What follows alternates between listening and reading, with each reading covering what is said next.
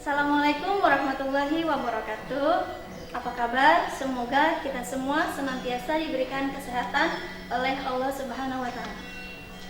Baiklah, kita akan belajar tentang akuntansi perusahaan jasa.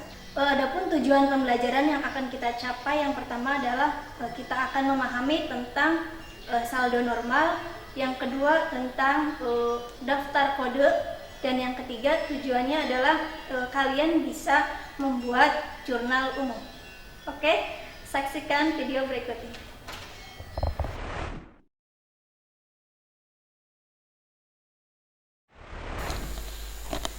Oke, sekarang kita akan melanjutkan materi tentang akuntansi jasa ya.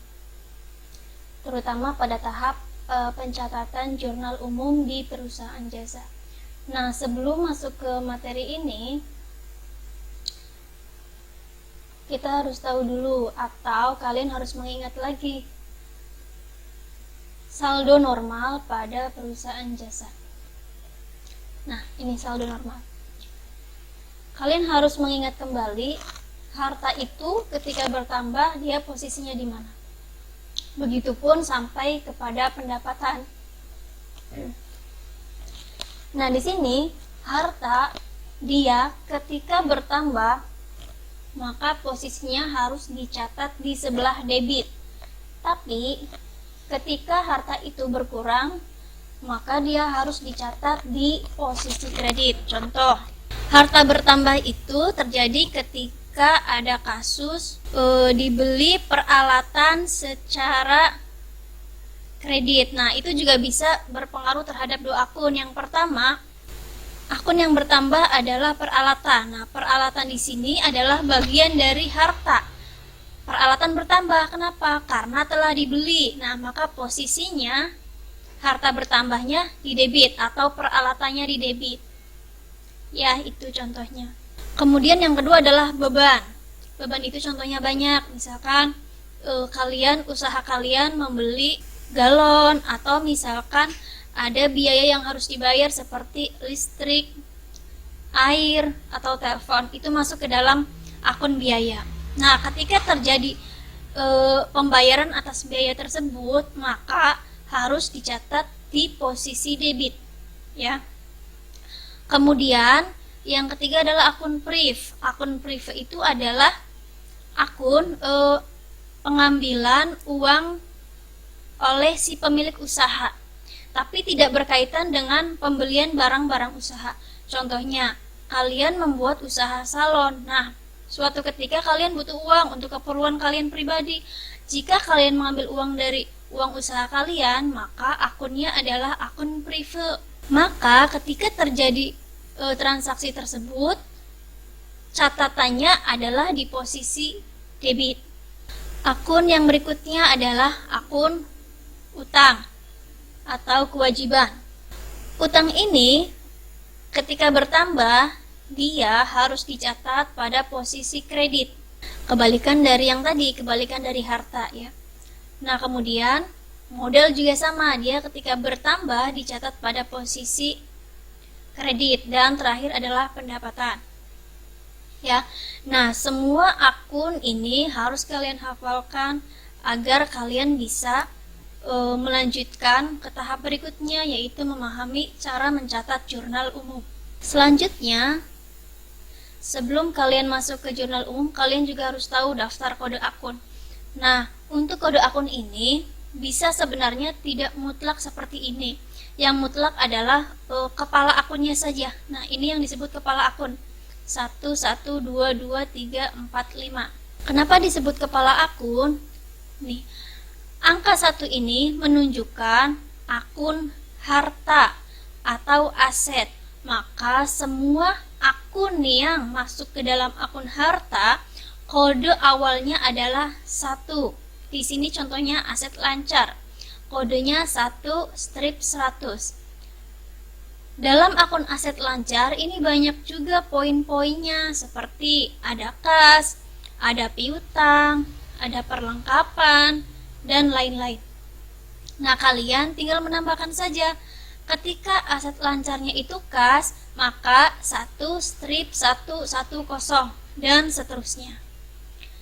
Berikutnya adalah aset tetap, masih dalam kepala akun 1 karena dia masih dalam akun aset. Nah, di sini kode yang keduanya adalah angka 2. Kenapa? Untuk membedakan antara aset lancar dan aset tetap. Kode 11 untuk aset lancar dan 12 untuk aset tetap. Aset tetap juga dibagi ke dalam beberapa macam. Ada bentuknya bangunan, ada bentuknya peralatan, dan lain-lain. Nah, itu juga nanti mengikuti 1.210 dan seterusnya, ya. Nah, kemudian akun berikutnya adalah utang usaha. Nah, semua kepala akun yang awalnya bernomor 2, maka dia adalah akun utang atau kewajiban. Tinggal kalian bedakan saja, ketika utangnya adalah utang usaha, maka kodenya adalah 2-100. Dan ketika utangnya jangka panjang, kodenya adalah 2-200. Nah, kalau utang usaha ini adalah utang yang berkaitan dengan usaha kalian. Contoh, kalian memberi peralatan secara kredit, maka akan terjadi utang kan? Nah, itu utang yang berkaitan dengan usaha kamu. Maka kode akunnya adalah 2-100 ini. Tapi kalau utang jangka panjang itu berkaitan dengan utang-utang yang menyebabkan kamu menambah modal kamu.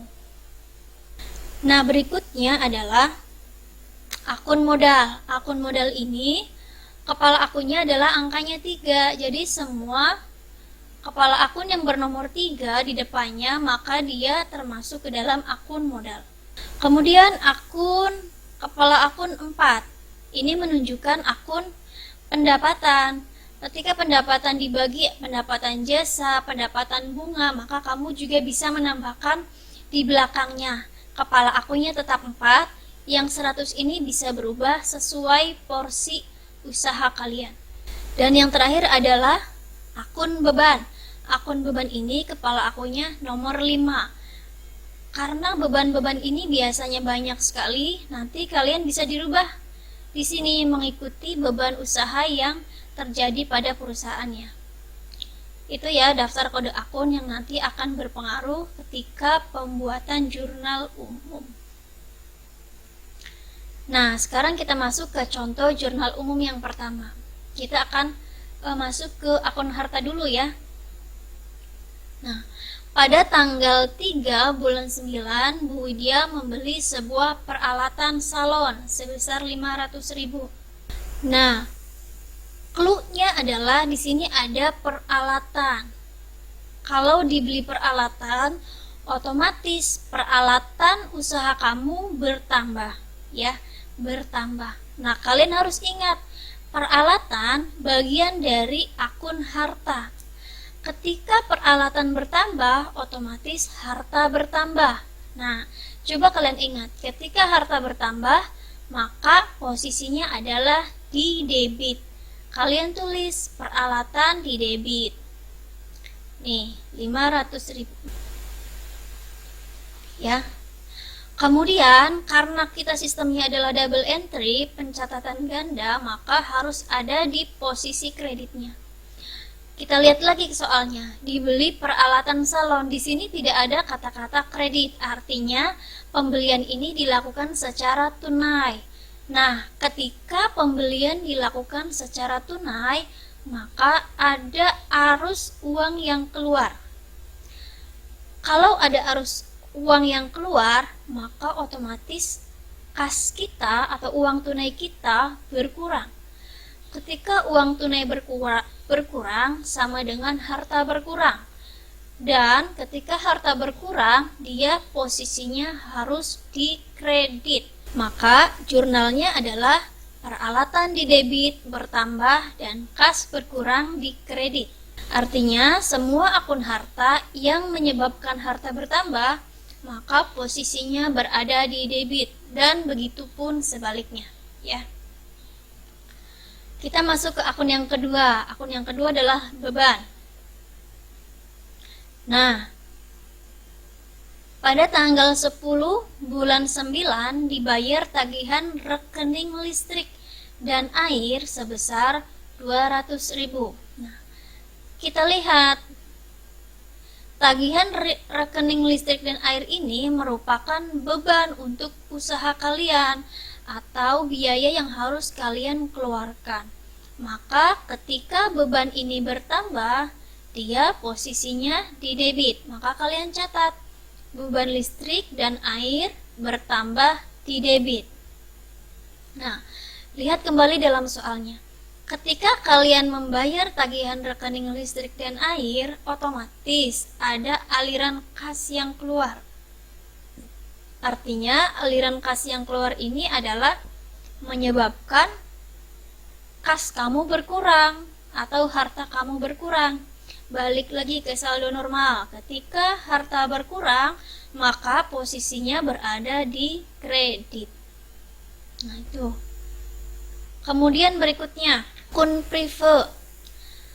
Prive ini adalah pengambilan uang untuk keperluan pribadi si pemilik usaha. Contoh soalnya, pada tanggal 11 bulan 9 diambil uang untuk keperluan pribadi 100.000. Nah, otomatis akun privenya akan bertambah karena kamu telah mengambil uang untuk keperluan pribadi kamu, tidak terkait dengan usaha. Prive bertambah di debit sebesar 100.000 dan di kreditnya adalah kas. Kenapa kas? Karena ketika kamu mengambil uang untuk keperluan pribadi kamu, otomatis harta kamu yang berupa uang tunai itu akan berkurang. Maka posisinya adalah di kredit. Nah, berikutnya akun utang atau kewajiban. Akun utang ini contoh soalnya adalah pada tanggal 12 bulan 9 diterima pinjaman dari Bank Mandiri Syariah sebesar 10 juta untuk usaha kamu. Nah, maka akun yang berpengaruh adalah yang pertama, kas. Kenapa kas yang pertama? Karena atas aliran pinjaman dari bank ini menyebabkan uang tunai kamu jadi bertambah. Ketika uang tunai kamu bertambah, maka otomatis kaslah yang bertambah. Tulislah kas di debit sebesar 10 juta. Dan di kreditnya adalah akun utang. Nah, coba kalian buka lagi saldo normalnya. Ketika utang bertambah, itu posisinya adalah di kredit. Ya, maka dilihat di sini debitnya kas dan kreditnya adalah utang. Berikutnya adalah akun modal. Akun modal ini adalah akun yang berkaitan dengan penambahan modal usaha kamu. Contoh, pada tanggal 2 bulan 9, Bu Widya menyetorkan sejumlah uang untuk membuka sebuah usaha jasa salon. Nah, uang yang disetorkan ini sebesar 20 juta. Bagaimanakah cara memasukkannya ke dalam jurnal umum? Nah, kita lihat, Bu Widya menyetorkan uang 20 juta. Ketika disetorkan ini menyebabkan uang kamu atau uang usaha salon kamu akan bertambah sebesar 20 juta. Maka akunnya adalah kas sebesar 20 juta. Dan karena ini adalah bentuknya setoran untuk modal, maka akun yang berpengaruh yang kedua adalah modal. Modal ketika bertambah, dia posisinya adalah di kredit. Ya, maka debitnya adalah kas bertambah sebesar 20 juta dan modal juga akan bertambah sebesar 20 juta rupiah. Berikutnya adalah akun pendapatan. Contohnya, pada tanggal 15 bulan 9 diterima pendapatan jasa salon sebesar 15 juta. Nah, atas usaha kamu itu, kamu menerima pendapatan 15 juta rupiah. Maka, cara mencatat pada jurnal umumnya adalah ketika kamu menerima uang tunai, maka otomatis kas akan bertambah ya sesuai dengan apa yang diterima, yaitu 15 juta. Dan pendapatan akan bertambah atas usaha jasa salon kamu sebesar 15 juta juga. Demikianlah pemaparan materi tentang akuntansi perusahaan jasa. Semoga apa yang Ibu sampaikan bisa bermanfaat untuk kalian. Terima kasih. Wassalamualaikum warahmatullahi wabarakatuh.